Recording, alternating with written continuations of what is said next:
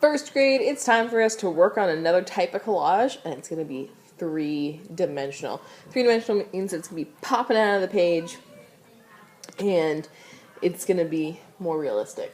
So the end product of what we're going to do today is going to look something like this. So what we're going to do is I'm going to show you all of these steps today, but we're going to stop right here at step number 7. So that's going to be our last one. Today we will not do step 8, 9, or 10 because we want to leave these flat. See how this one is popped up in three-dimensional? It's sticking up off the page. We're going to leave them flat until the very last day, and then we'll put them together. So they all stay together really nicely.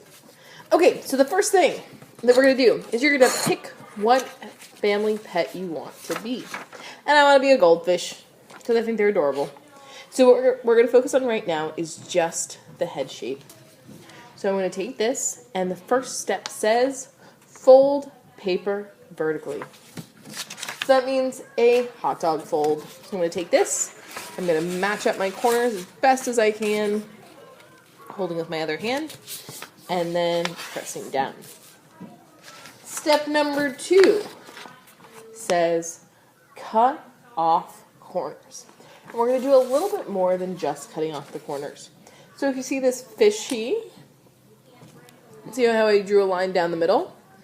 And then he's got a little bump on the top of his head, comes down, chubby cheeks, back around, and a little bit of a chin at the bottom. So I'm going to draw that on mine.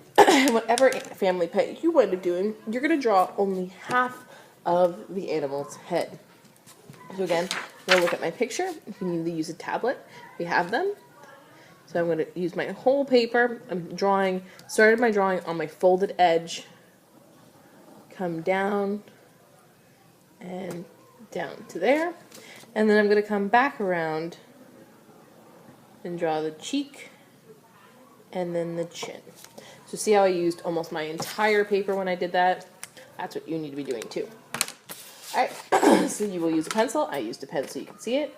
And now it's time for us to cut off our corners. And cutting off our corners is our step number 2. And keep all your scrap papers close to you because you might want to use them later on when we start to add details onto our pet that we want to be. Okay, so step number 3. It says fold almost halfway down.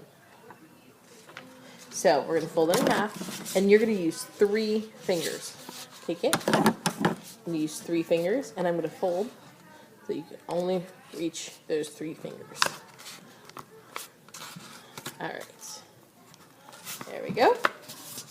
Okay, so now I'm going to keep it folded, and my next step says, step number 4, draw half a moon on the fold and cut for the eyes. So again, you're going to take 3 fingers away from that folded edge, and you're going to draw your half moon shape. So, half of a moon.